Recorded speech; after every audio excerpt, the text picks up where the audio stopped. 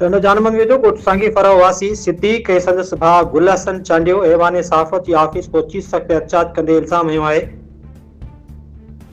संदन ज़ाती ज़रई ज़मीन जेका 11 एकड़ 20 गुंठा आहे ते इलाइक़े जे बासर अली खान चांडियो मेवो चांडियो बहादुर चांडियो कब्ज़ो करण जी कोशिश करे रहिया आहिनि।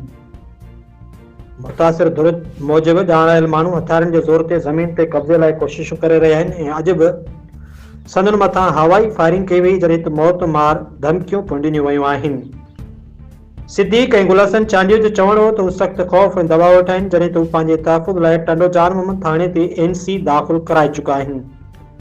ॿिन्ही भाइरनि आला इख़्तियारनि ज़िलई इंतज़ामिया कानून नाफ़ू कंदड़ इदारनि खां मुतालबो कयो आहे त मामले जी साफ़ सुथरी जांच कराए इंसाफ़ फ़राहम कयो वञे ऐं संदनि जान ऐं माल जी हिफ़ाज़त खे यकीनी बनायो वञे।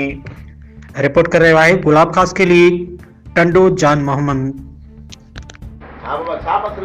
सर मसलो इहो आहे त पंहिंजी बनी बाबे जी बनी आहे उते वाह जे पासे सां मेवो अली खान ऐं बहादुर उन्हनि जो भाइटो आहे।